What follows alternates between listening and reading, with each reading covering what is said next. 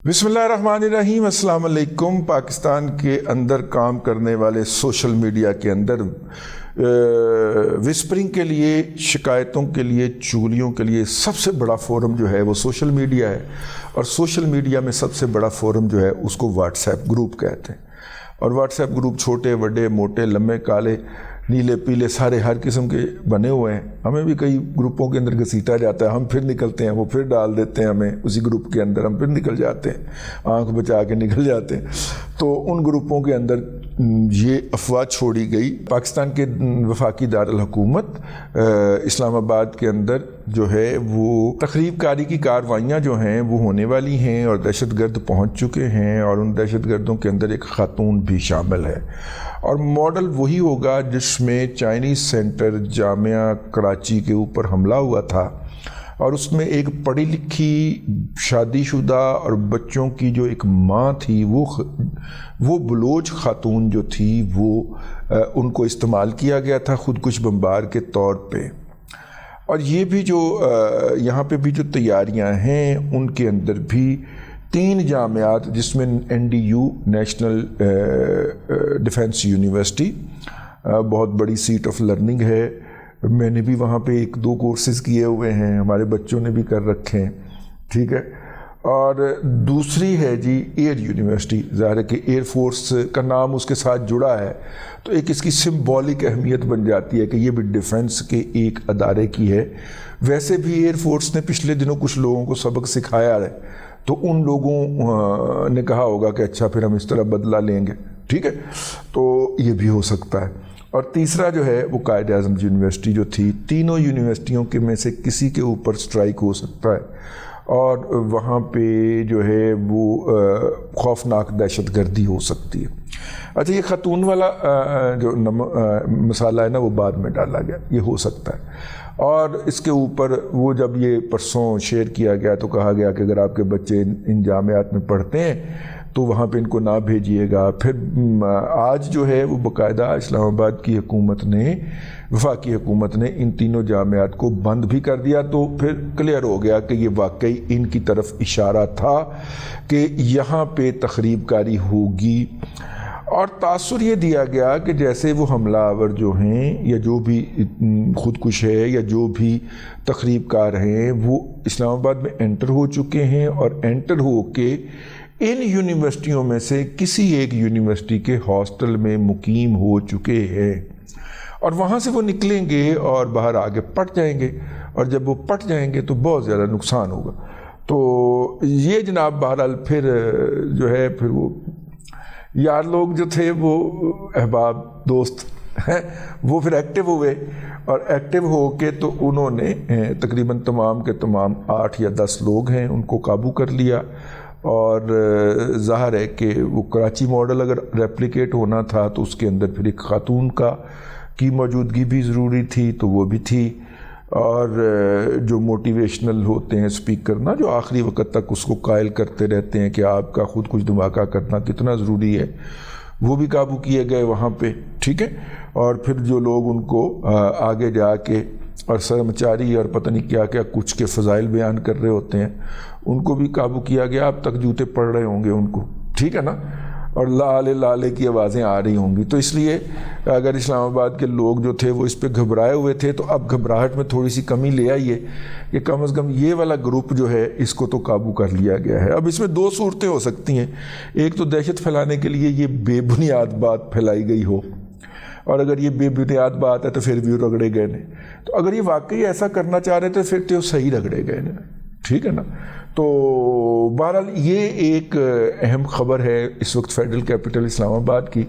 बाकी तो आपको राजा आतिफ ज़ुल्फ़िकार ही बताएगा, लेकिन मैंने कहा मैं ये आपकी खिदमत में अर्ज़ कर दूँ, ज़राए से हमें ये पता चला है। एक तो ये सूरत हाल हो गई। दूसरा जो है बहुत अहम ख़बर, और वो अहम ख़बर ये है, ईरान के वज़ीर ख़ारजा जो हैं वो 29 जनवरी को यानी कि अगले पीर के रोज़ पाकिस्तान के हंगामी दौरे के ऊपर तशरीफ़ ला रहे हैं। और इसका ऐलान पाकिस्तान के दफ्तर ख़ारजा ने भी कर दिया है और तेहरान से ईरान के दफ्तर ख़ारजा ने भी इसका बाकायदा ऐलान कर दिया है।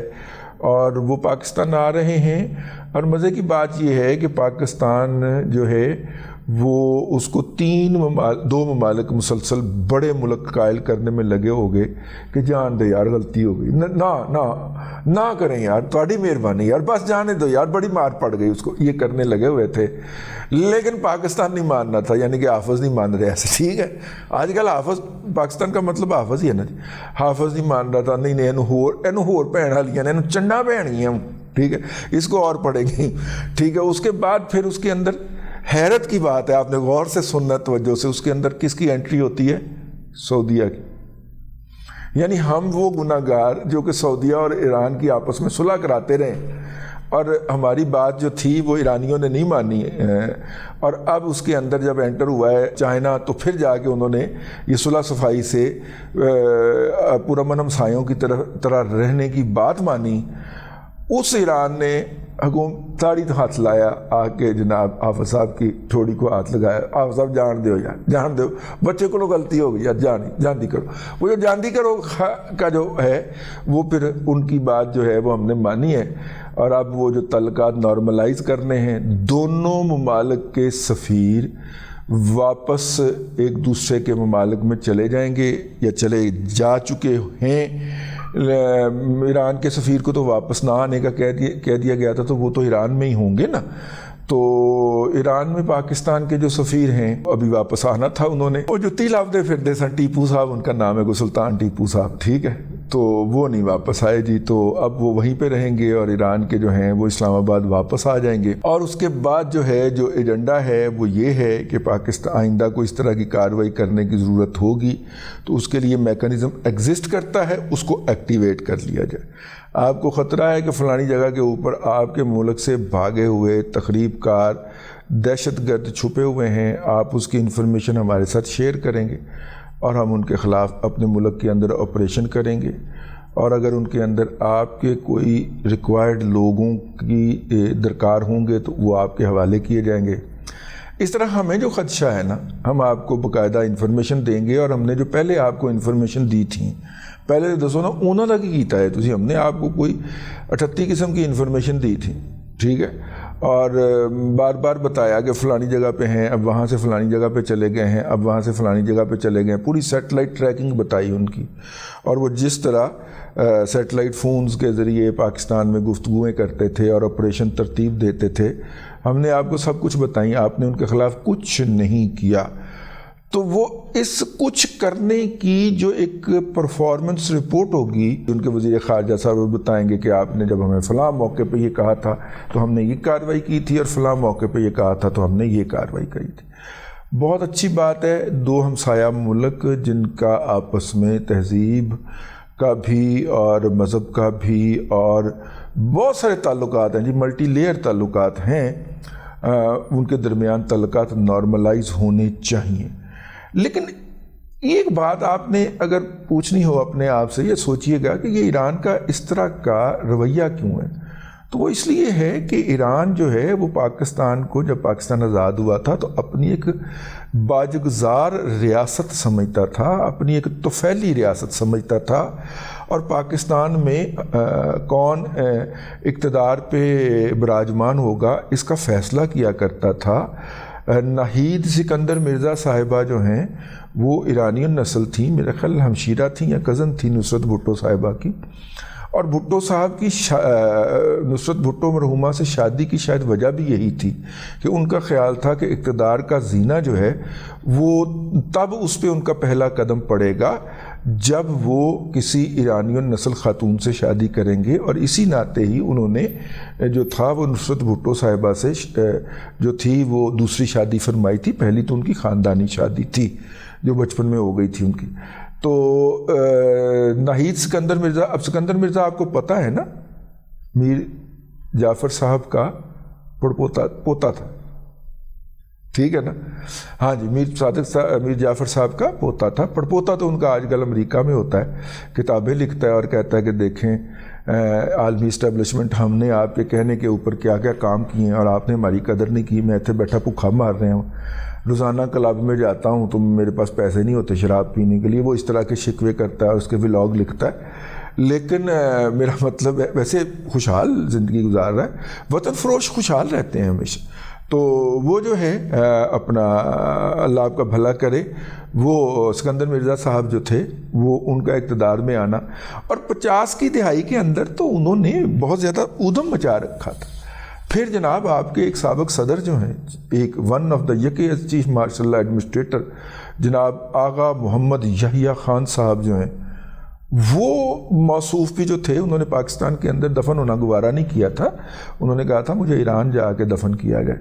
پتہ نہیں آغا صاحب نے کی سوچی، ویسے رہن والے تھے چکوال دے سن، تو بہرحال وہ بھی وہاں پہ جا کے دفن ہوئے تھے. میرے خیال آغا محمد یحییٰ خان ہی تھے. ہاں، تو یہ ایران جو ہے، ایران کے قبضے سے پاکستان جو نکلا ہے وہ تب ہی نکلا ہے. اب آپ کو بہت سارے لوگوں کو یہاں پہ تکلیف ہوگی، لیکن میں یہ تکلیف پہنچانا چاہتا ہوں. پاکستان جو ایران کے قبضے سے تب نکلا ہے جب یہاں پہ میڈ ان پاکستان جو ہے لیڈر آیا ہے. میڈ ان پاکستان لیڈر کا نام تھا میاں محمد نواز شریف. اب تک کے لیے اتنا ہی. اگلے ولاگ کے اندر پھر حاضری ہوگی. اللہ تبارک و تعالیٰ آپ کو آسانیاں عطا کرے اور آسانیاں خلق خدا میں تقسیم کرنے کی توفیق عطا کرے.